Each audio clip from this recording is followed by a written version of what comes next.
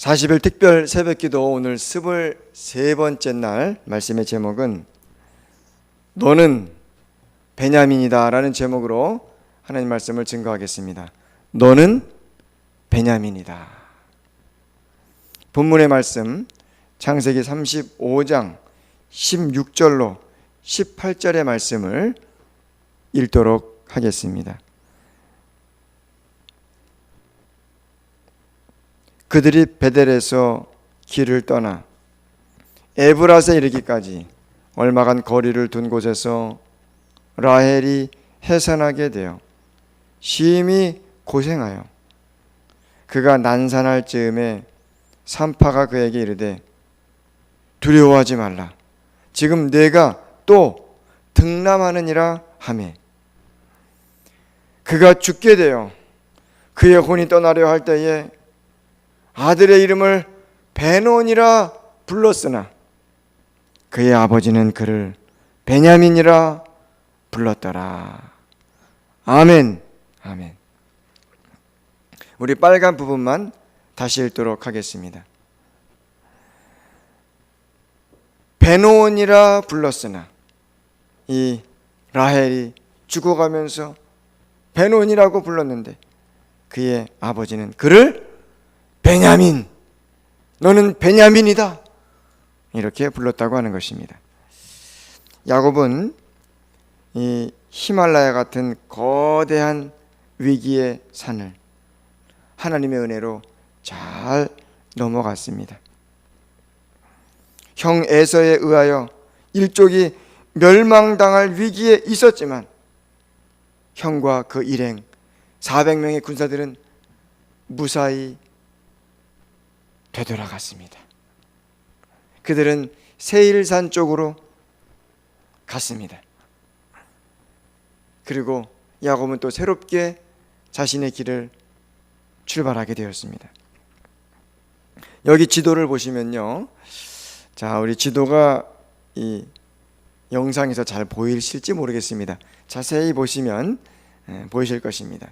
여기 지도에 보시면 이제 그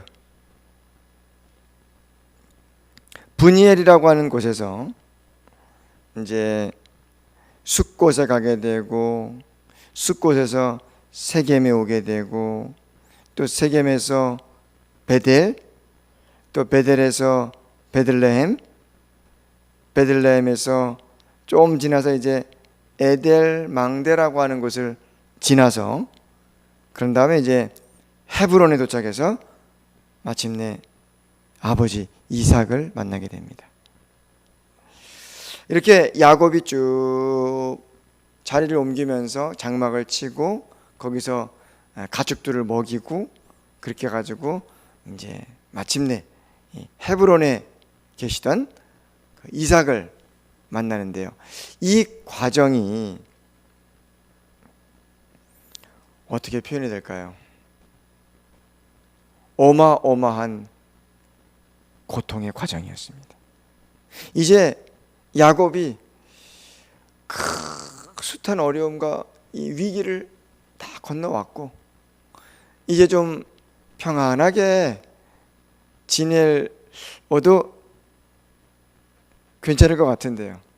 그런데 이 아버지, 아주 노인이 된 아주 연로해지신 이 아버지를 만날 때까지의 이 과정 중에서 얼마나 그가 말로 할 수 없는 고통을 겪었는지 모릅니다. 그 고통의 과정을 겪으면서 지내온 그의 삶에 우리가 아주 큰 배울 만한 교훈이 있는데 오늘 그 부분을 살펴보기를 원합니다. 야곱과 대가족들이 서서히 움직여서 먼저는 이 세겜의 자리를 잡게 됩니다. 이 세겜에서는 어떤 일이 있었냐면요, 딸 디나가 족장의 아들에게 성추행을 당합니다. 분노한 둘째 아들 시므온과 셋째 레위가 속임수를 써서 살육과 약탈을 자행합니다. 마을 남자들을 다 죽여버립니다. 야곱이 엄청난 두려움과 근심에 휩싸이게 됩니다.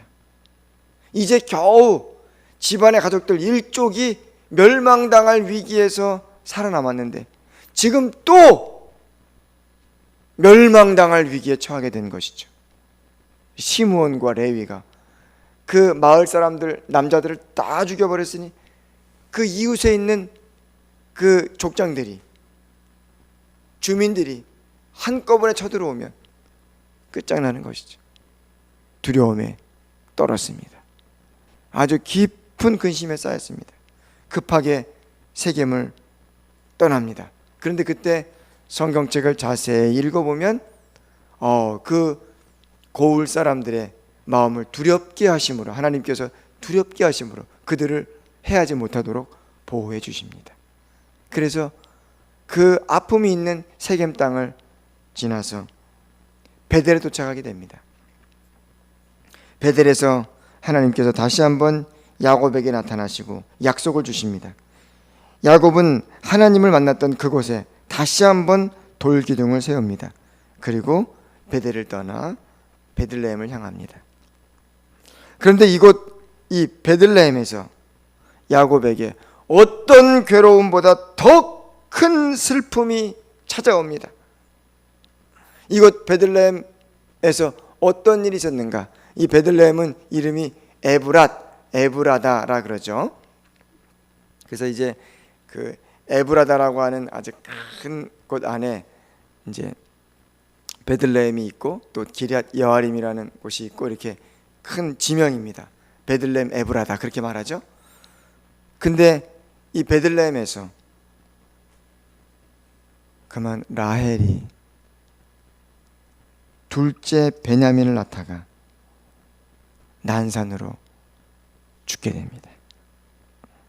그곳 라헬을 베들레헴에 묻고 또 떠나가게 돼서 이제 에델 망드라는 곳을 지나서 장막을 쳤는데 이곳에서는 장남 르우벤이 서모 빌하를 범하는 사건이 일어납니다. 정말 인간이 당할 수 있는 온갖 고통의 끝자락까지 다 경험하게 됩니다. 집안에서 이런 일이 벌어진 거예요. 그리고 마침내 헤브론에서 아버지 이삭을 만납니다. 어머니는 이미 돌아가셨고요.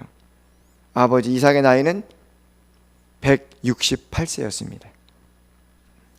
12년을 함께 지내다가 아버지가 180세에 돌아가십니다. 이렇게 파란만장한 삶을 살아온 야곱이기에 바로 왕에게 자신을 소개하면서 어떻게 소개했습니까? 창세기 47장 9절에 보시면 야곱이 바로에게 고하되 내 나그네 길의 세월이 130년이니이다. 나의 연세가 얼마 못 되니 우리 조상의 나그네 길의 세월에 미치지 못하나. 여기 빨간 글씨 보십시오. 험악한 세월을 보내었나이다. 정말 야곱은 험악한 세월을 가정에서, 가정 밖에서, 일터에서 정말 그는 험악한 세월을 보냈습니다. 그런데 바로가 이 얘기를 할 때요, 소개드리지 못한 한 가지 더 아주 험악한 일을 겪은 다음이었죠. 그 일은 바로 무엇입니까? 요셉을 잃는 고통을 당한 것입니다. 라헬이 베냐민을 낳다가 그만 죽어버려서 마음이 너무 이 베냐민을 볼 때마다 가슴이 애린데 라헬이 낳았던 사랑하는 아들 요셉을 잃어버린 거예요. 물론 형들에 의해 인신매매로 팔려간 것이지만 야곱 입장에서 보면 짐승에 의해서 찢겨 죽었고 아주 철석같이 그렇게 생각하고 오랜 세월을 고통과 괴로움 속에서 아주 우울함 속에서 요셉을 그리워하면서 그렇게 지냈습니다. 그러니까 정말 바로 왕 앞에서 자기 인생을 소개할 때 제가 험악한 세월을 보냈습니다 라고 그렇게 얘기할 수밖에 없었던 것이죠. 여러분, 어느 누구도 야곱이 당한 것 같은 이런 고통의 경험을 인생에서 다 겪기도 쉽지 않을 것입니다. 그래서 이런 쓰디쓴 인생을 살았던 야곱에게서 우리는 위대한 교훈과 배움을 얻을 수가 있습니다. 이 고통의 끝자락까지 맛본 쓰디쓴 인생의 잔을 다 마신 이 야곱을 통해서 우리가 배울 수 있는 가장 위대한 교훈 한 가지는 바로 이것입니다. 고통이 아무리 극심할지라도 끝까지 하나님 잡은 손을 놓지 않았다는 바로 그 사실입니다. 그의 삶이 끝나는 그 순간까지 야복강가에서 언약의 천사와 씨름할 때처럼 한 번 잡은 주님의 손 절대 놓지 않았습니다. 바로 그것입니다. 여러분, 빨간 글씨 다시 한번 읽겠습니다. 한 번 잡은 주님의 손 절대 놓지 않았습니다. 그가 고통과 어려움 속에, 아주 괴로움 속에 막 손에 힘이 빠지고 그럴지라도 그가 어려움은 어려울수록, 괴로움은 괴로울수록, 고통스러우면 고통스러울수록 더 꽉 붙잡고 하나님 손 놓지 않는 거예요. 요셉을 잃어버렸을 때도, 자기 아내 라헬이 죽어갈 때도, 라헬을 그 땅에 묻으면서까지도 눈물은 줄줄줄 흐르지만, 그러나 한 번 잡은 주님의 손 놓지 않고 끝까지 붙잡고 그가 살았던 것입니다. 이것이 고통의 세월을 이겨낸 야곱으로부터 배울 수 있는 위대한 교훈입니다.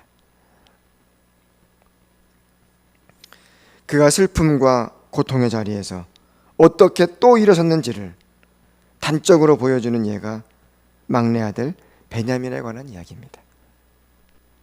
주님의 손 놓지 않고 넘어진 그 자리에서 다시 일어나는 이 야곱의 모습을 이 베냐민이라고 하는 이름에서 우리는 배울 수가 있습니다. 베들레헴에서 난산의 고통으로 이제 아기를 낳고 막 죽어가면서 라헬이 베노니, 그 뜻은 슬픔의 아들입니다. 베노니, 내가 누굴 낳았습니까? 슬픔의 아들 낳았다. 왜냐하면 여러분 생각해 보세요. 이 아들이 태어나자마자 엄마 얼굴도 못 보고 엄마 지금 죽습니다. 엄마 젖을 한 번도 빨아보지도 못하고 그냥 그렇게 죽는 것입니다. 슬픔의 아들입니다. 슬픔의 아들이다 탄식하며 그가 죽어갑니다.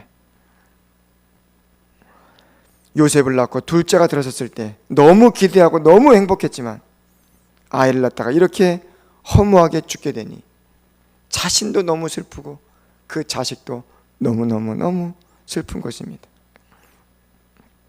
애달프게 베노니 그렇게 불러갑니다. 그러나 야곱은 아니다, 네 이름은 베노니가 아니라 베냐민이다. 여러분, 베냐민은 오른손의 아들 또는 나의 힘, 그런 뜻입니다.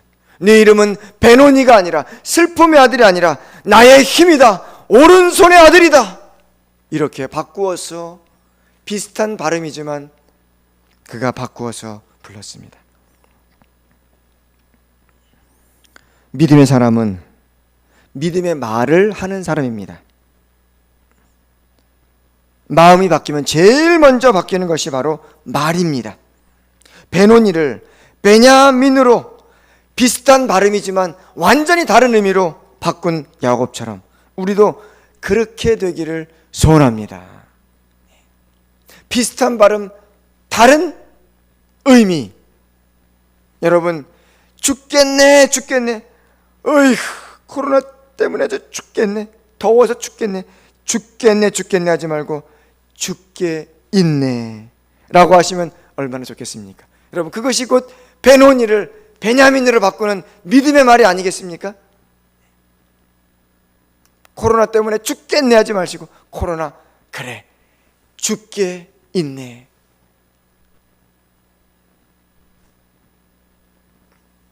야곱이 그렇게 한 것입니다. 여러분, 누에 고치는 자기 입에서 나오는 실로 집을 짓습니다. 이처럼 우리도 입에서 나오는 말로 우리 인생의 집을 짓습니다. 하나님을 굳게 믿는 사람은 절대로 불신의 말, 불평의 말, 더러워서 못 살겠네, 이런 말 하지 않습니다. 우리는 더러운 곳에서도 연꽃이 피지, 이렇게 말합니다. 누에고치가 자기 입에서 나온 그 실로 자기 집을 짓듯 우리는 우리의 믿음의 말로 우리 인생의 집을 짓는다는 사실을 여러분 꼭 잊지 않게 되시기를 간절히 바랍니다. 야곱이 그 슬픔의 현장에서 다시 일어설 수 있는 것은 그가 하나님 손 놓지 않고 굳게 붙잡았기 때문에, 베노니 베노니라고 외쳤던 그 자리에서 아니다, 베냐민이다, 오른손의 아들, 힘의 아들 하면서 그가 믿음의 말로 다시 일어선 것입니다. 여러분, 요즘에 참 좋은 말이 나왔죠. 아마 너무 우리가 어렵고 힘들으니까, 이 사회가 너무 정말 어떻게 할 수 없으니까 그런 말도 나온 것 같아요. 여러분, 어떤 말입니까? 오히려 더 좋아. 그 말이 요즘에 유행하잖아요. 오히려 더 좋아. 그렇습니다. 여러분, 우리도 그래, 오히려 더 좋다. 새벽기도, 여러분, 우리가 새벽기도 할 때 보면은 많은 분들이 지금 참석하고 계십니다. 너무 감사합니다. 너무 감사합니다. 근데 여러분, 그렇습니다. 우리가 새벽기도를 그냥 하게 되면 새벽에 이 자리에 나오기가 얼마나 힘듭니까? 그게 코로나니까 우리가 온라인으로 새벽기도 하자. 오히려 더 좋아. 오히려 더 많은 사람들이 새벽기도 참여하고 기도하고 믿음으로 나아갈 수 있지 않습니까? 전도회 하면 잘 못하는데 어떻게 부산에 있는 저기 구도자, 뭐 대구에 있는 구도자, 또 어디 뭐 광주에 있는 구도자, 목포에 있는 구도자, 우리가 그들을 어떻게 전도에 초청할 수 없잖아요. 그런데 온라인으로 하니까 오히려 더 좋아. 오히려 더 좋아. 믿음의 말을 하는 것입니다. 믿음의 말 하는 거예요. 이것이 바로 뭡니까? 야곱이 쓰디쓴 고통에서도 끝까지 믿음으로 승리한 믿음의 조상이 될 수 있었던 이유입니다. 하나님 손 놓지 않고 믿음의 말을 하면서 앞으로 전진해 갔던 것이죠. 저는 우리 강석교회 가족들이 이러한 야곱과 같은 믿음의 언어의 주인공이 되시기를 간절히 소망합니다. 우리 영혼들 위해서 기도할 때, 그래, 다시 돌아올 거야. 하나님 만나게 될 거야. 너는 하나님의 아들, 너는 하나님의 딸이야. 멸망받을 멸망의 아들, 멸망의 딸로 보지 마시고 구원받을 아들, 하나님 신실히 믿고 큰 기둥이 될 거야. 하나님 성전의 기둥이 될 거야. 이렇게 바라보시면서 믿음의 말을 하시면서 그렇게 지냈으면 좋겠습니다. 마지막으로 마태복음 12장 37절의 말씀을 읽고 마치겠습니다. 내 말로 의롭다함을 받고 내 말로 정죄함을 받으리라. 아멘. 내 말로 의롭다함을 받고 내 말로 정죄함을 받으리라. 기도드리시겠습니다. 하나님 우리 아버지, 오늘 야곱이 겪었던 말로 다 할 수 없는 이 고통의 과정을 살펴보면서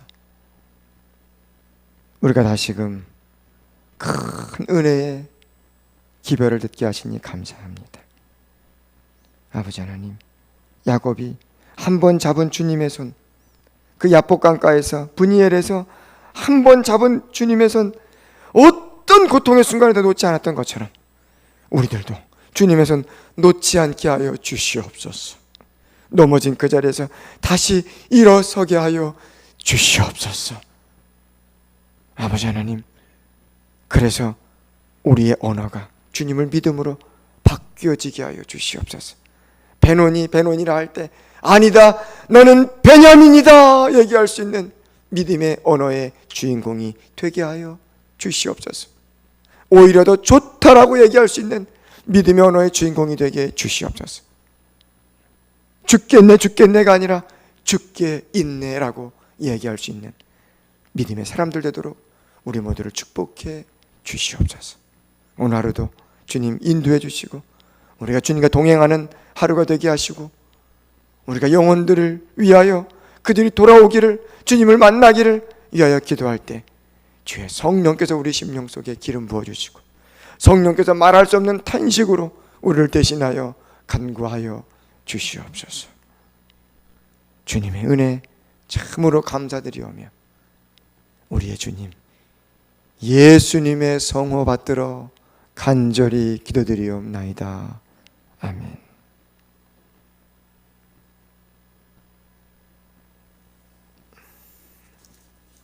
오늘도 믿음으로 승리하시고 주님과 아름다운 동행의 하루가 되시기를 소망합니다. 감사합니다.